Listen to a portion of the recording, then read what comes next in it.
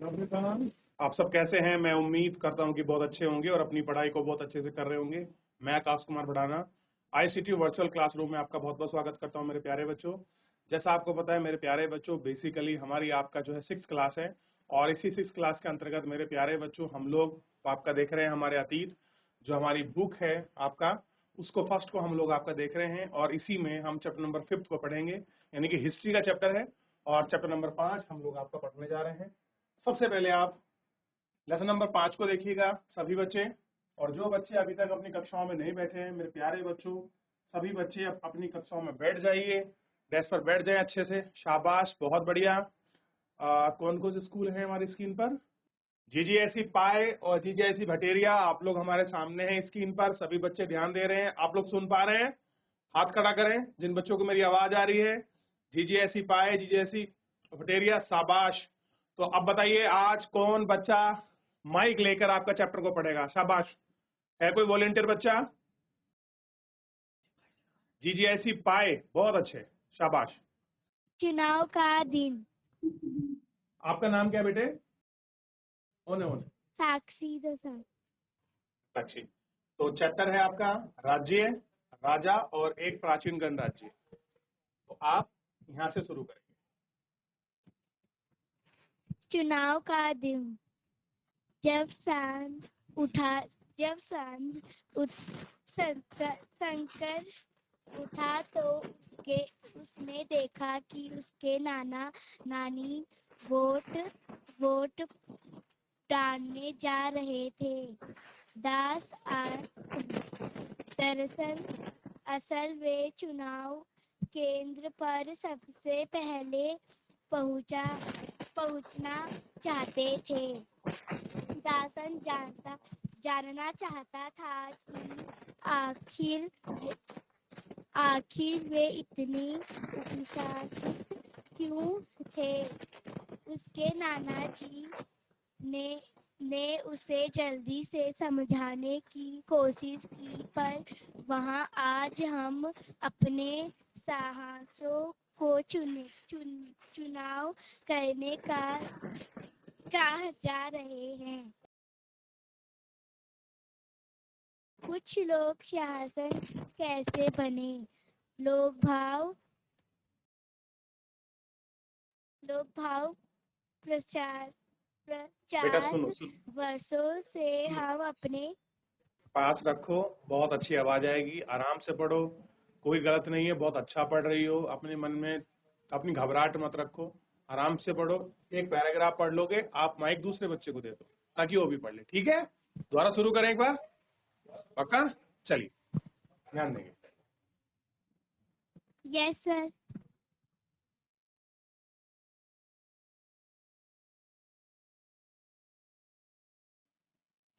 Sir good हाँ, पढ़े morning. आप। Very good morning. क्या नाम है आपका? योगिता बिस्ट। ठीक है योगिता बेटा, आप पढ़े। कुछ लोग शासक कैसे बने? लगभग 50 वर्षों से हम अपने शासकों का चुनाव मतदान के जरिए करते आ रहे हैं, लेकिन बहुत पहले लोग शासक वैसे बनते थे। करीब 3000 साल पहले कुछ लोग बड़े बड़े यज्ञों को आयोजित कर राजा के रूप में प्रतिष्ठित हो गए। अश्वमेध यज्ञ एक ऐसा ही आयोजन था। इसमें एक घोड़े को राजा के लोगों की देखरेख में स्वतंत्र विचरण के लिए घोड़ा दिया जाता था। इस घोड़े को किसी दूसरे राजा ने रोका तो उसे वहां अश्वमेध यज्ञ करने वाला राजा से लड़ाई करनी पड़ती थी। अगर उन्होंने घोड़े को जाना दिया तो इसका मतलब यह होता है कि अग्रेसर यज्ञ करने वाला राजा उससे ज्यादा शक्तिशाली था। इसके बाद उन राजाओं को यज्ञ में आमंत्रित किया जाता था। यह यज्ञ विशिष्ट पुरोहितों द्वारा संपन्न किया जाता था। इसके लिए उन्हें उपहारों से सम्मानित किया जाता था। अग्रेसर यज्ञ करने वाला राजा बहुत शक्तिशाली माना जाता था। यज्ञ में आमंत्रित सभी राजा उसके लिए उपहार लाते थे।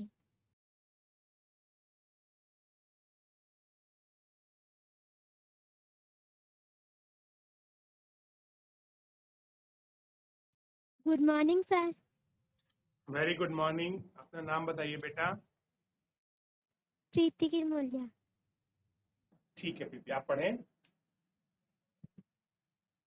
इन सभी आयोजनों से मैं राजा का मुख्य स्थान होता था। उसे राजसिंहासन या बाग की खाल के एक विशेष आसन पर बिठाया जाता था। युद्ध क्षेत्र में राजा का सारथी ही उसका सहचर होता था। यज्ञ के अवसर पर वह राजा की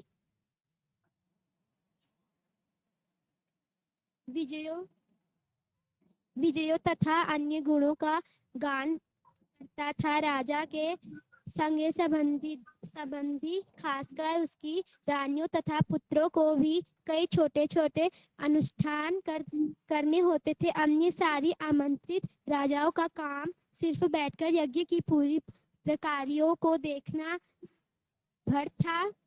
राजा के ऊपर पुरोहित पवित्र जल के छिड़काव के साथ साथ अन्य कई अनुष्ठान करता था। विष अथवा वैश्य जैसे सामान्य लोग उपहार लाते थे, जिन्हें पुरोहित शूद्र मानते थे। उन्हें कई अनुष्ठानों में शामिल नहीं किया जाता था। इस यज्ञ में उपस्थिति होने वाली पढ़े पढ़े उस पढ़े। समय चार सामाजिक वर्ग थे: ब्राह्मण, स्त्रीय, वैश्य एवं शूद्र। ब्राह्मणों का काम वेदों का अध्ययन, अध्यापन और यज्ञ करना था, जिनके लिए उन्हें उपहार मिलता था। स्त्रियों का काम युद्ध करना और लोगों की रक्षा करना था। वैश्यों के काम खेती, पशुपालन तथा व्यापार थे।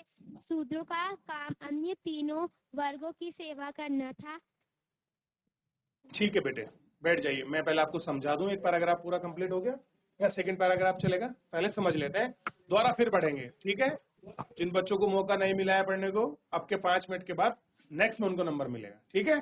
चलिए ध्यान देते हैं थोड़ा सा।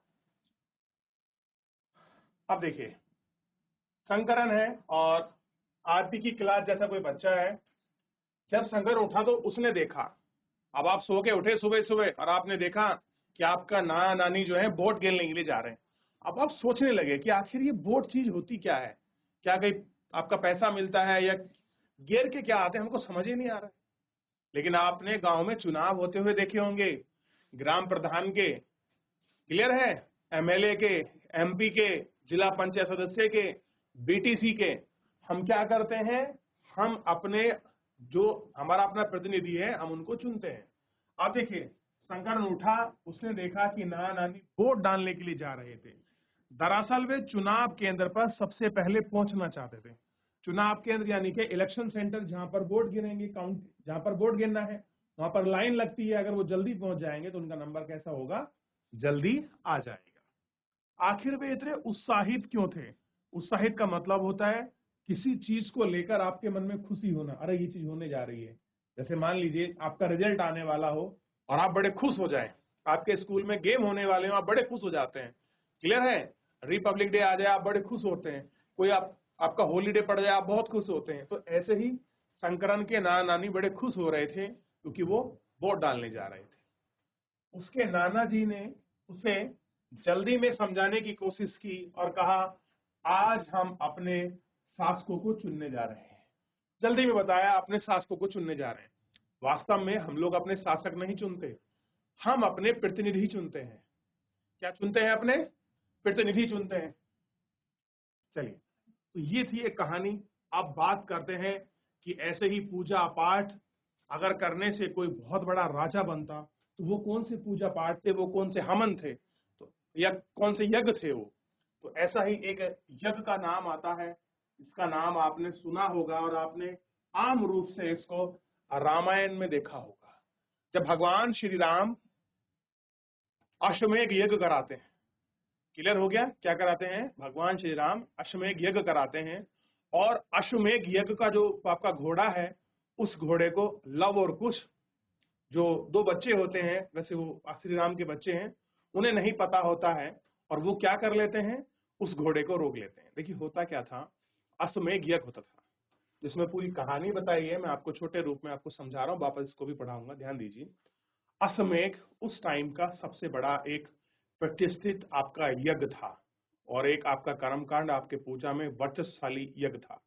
इसको वही राजा कर पाता था जो बहुत शक्तिशाली और सामर्थ्यवान होता था, क्योंकि अश्वमेध यज्ञ में जब घोड़ा आपका छोड़ा जाता था तो वो घोड़ा जिस भी क्षेत्र या आपके सीमा में जाएगा, क्लियर है, जिस क्षेत्र सीमा से निकलेगा, चाहे वो किसी राज्य से निकले, किसी राजा के क्षेत्र से निकले, होता क्या था, अगर आपने उस घोड़े को पकड़ लिया, आपने उससे युद्ध किया और युद्ध में आपने उस घोड़े वाले को हरा दिया, यानी कि जो घोड़ा आपने पकड़ा है उसके राजा को हरा दिया, तो राजा का भी पूरा जो आपका साम्राज्य है वो आपका, अगर उस राजा ने आपको हरा दिया तो उसका आपका साम्राज्य उस राजा का।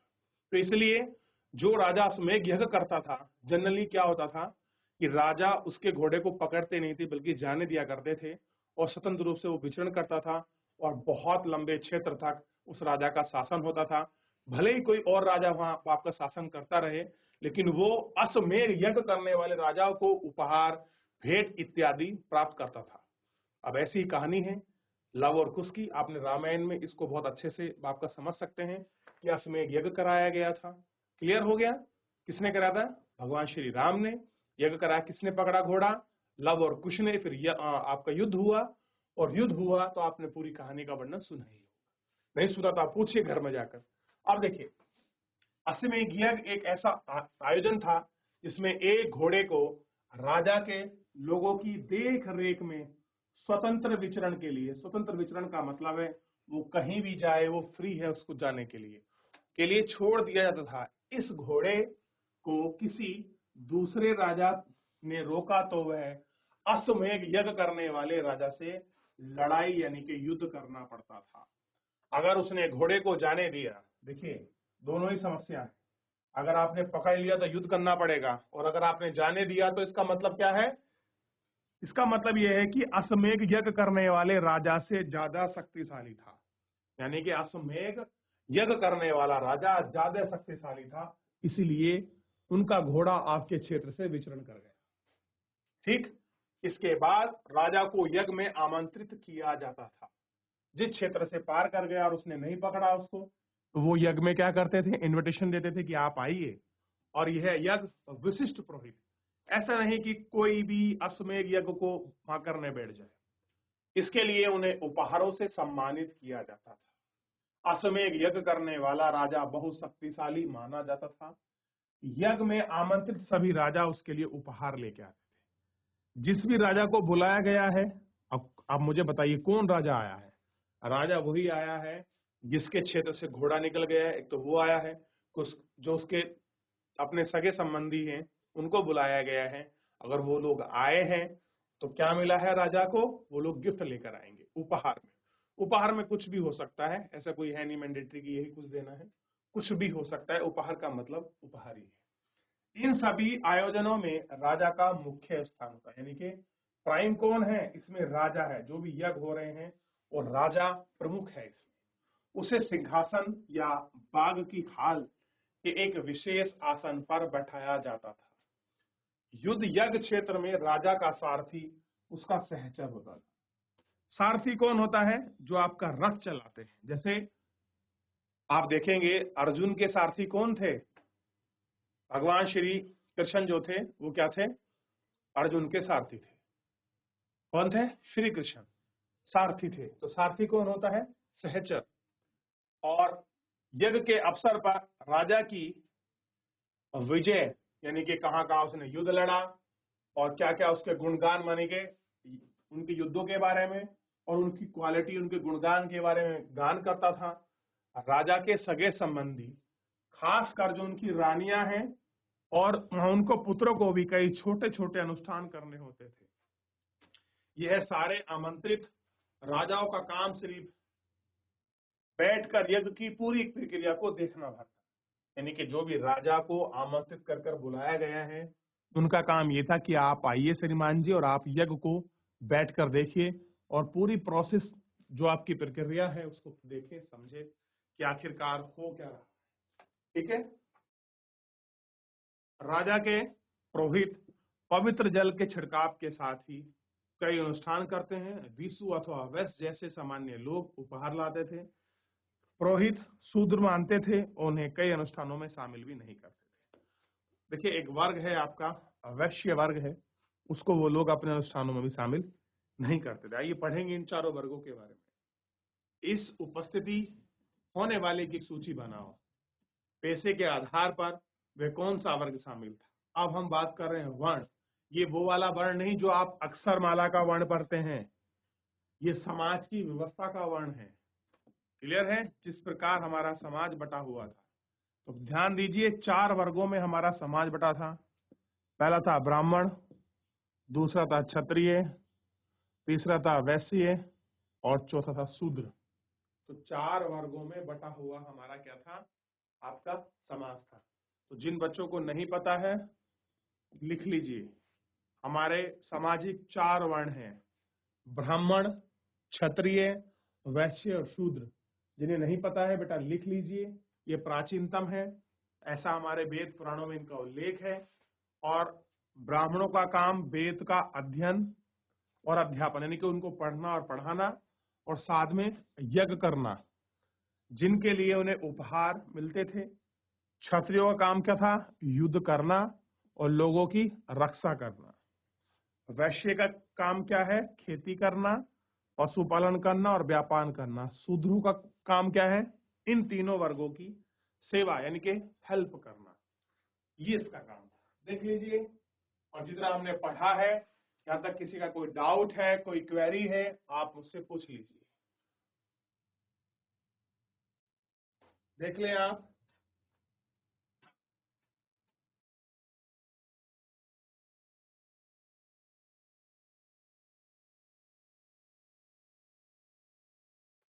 चलिए बात करते हैं, इतना हमने आपका देख लिया। अब हम बात करेंगे जनपद।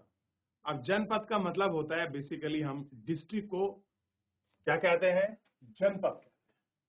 पूछते हैं ना कि आप किस जनपद के हो, तो यहाँ पर जो जनपद का अभिप्राय है वो क्या है, क्या वो आपके जिले से है या फिर उस समय की जो राजनीतिक व्यवस्था थी उस व्यवस्था से है। ये उस समय की राजनीतिक व्यवस्था है, क्योंकि वहां आप देखेंगे राष्ट्र, प्रांत और जनपद, जन, विश्व, इस प्रकार से कुछ आपका बटा हुआ एक क्षेत्र है, जिस क्षेत्र को हम लोग आपका देखेंगे। आइए सबसे पहले एक बार देख लीजिए, किसी का कोई डाउट है, कोई क्वेरी है, कुछ पूछना हो पीछे, एक बार पूछ लें बेटा आप। कोई भी बच्चा, वर्ण के बारे में किसी को पूछना हो, अश्वमेध यज्ञ के बारे में किसी को कुछ पूछना हो, ठीक है, और ऊपर कुछ पूछना हो आप मुझसे पूछ सकते हैं। किसी का कोई भी डाउट अगर बनता है बेधड़क बेहिचक पूछिए, ऐसा कुछ नहीं है कि हम क्यों पूछ रहे हैं।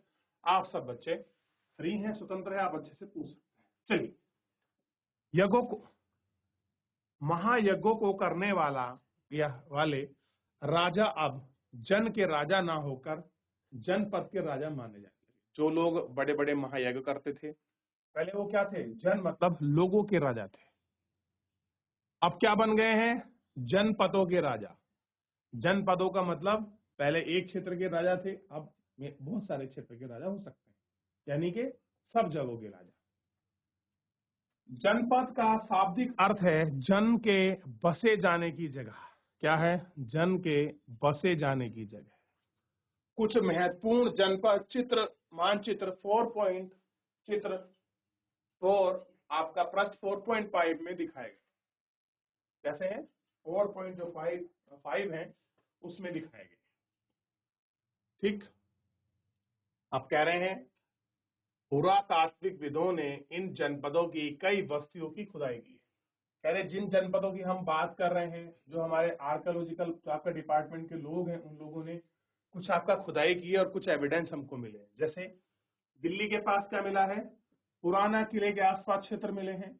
उत्तर प्रदेश का डिस्ट्रिक्ट है मेरठ, और मेरठ के पास एक साइड है हसनापुर, गंगा जी के पास है। ये हसनापुर वही हसनापुर है जो आपका महाभारत टाइम कालीन आपका हसनापुर था, जिसकी राजधानी क्या थी, इंद्रप्रस्थ थी। क्लियर हो गया। और एटा के पास, एटा पड़ता है यूपी में ही पड़ता है, और अंतरराजी खेड़ा एक जगह है। ये प्रमुख ऐसे क्षेत्र हैं। खुदाई से पता चला है कि लोग झोपड़ियों में रहते थे और मवेशी, मवेशी का मतलब होता है पशु पालना, गाय, भैंस, घोड़ा, बकरी, ये सब कैसे आते हैं? ये आपका मवेशी की कैटेगरी में आते हैं। मवेशी अन्य जानवर भी पालते थे, जैसे चावल, गेहूं, धान, जौ, दालें, तिल, सरसों, तो जैसी फसलें भी उगाते थे। तो ये क्या करते थे? ये आपका ये सारे काम किया। देख लिया आपने, ये क्या थे? ये सारे काम किया। तो एक बार आप देखिए कि कहां कहां पर इस समय की 3000 साल पुरानी चीजों की खुदाई यहां से की गई है।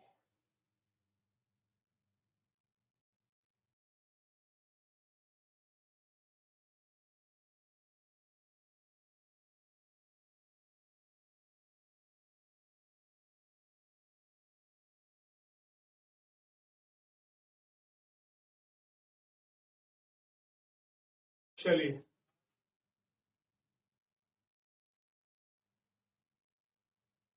अब एक छोटा सा आप पात्र, पात्र का मतलब होता है बर्तन। इस पात्र को देखिए, देख रहे हैं? सबसे पहले इस पात्र को आप गौर कर से देखिए, तो आपको उसमें एक इसका डिजाइन, यूनिक डिजाइन आपको मिलेगा। डिजाइन से पहले आपने देखते हैं, थोड़ा इसको पढ़ते हैं। कह रहे हैं ये क्या है? चित्रित धूसर पात्र है। इस तरह के पात्रों में ज्यादातर थालियां और कटोरियां ही मिली हैं। इस टाइप में कैसी मिली हैं? जो आपकी थालियां और जो कटोरियां हैं। ये पात्र बहुत ही पतली सतह के, सुंदर और चिकने हैं। शायद इसका प्रयोग खास मौकों पर महत्वपूर्ण लोगों को भोजन परोसने के लिए किया जाता था।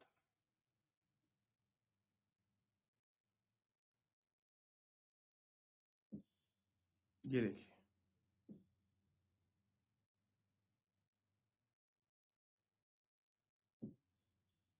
और ये कुछ आपको टिक टिक से इसमें दिखाई देंगे। दिख रहा है?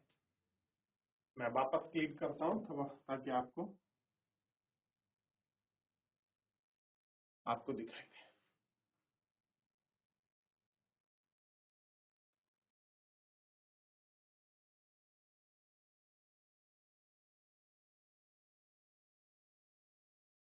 तो बच्चों, ये पात्र आपने देख लिया।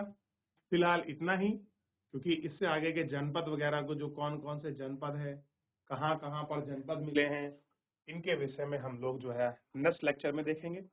फिलहाल मेरे प्यारे बच्चों, आज के लिए इतना ही। मिलते हैं नेक्स्ट लेक्चर में। धन्यवाद।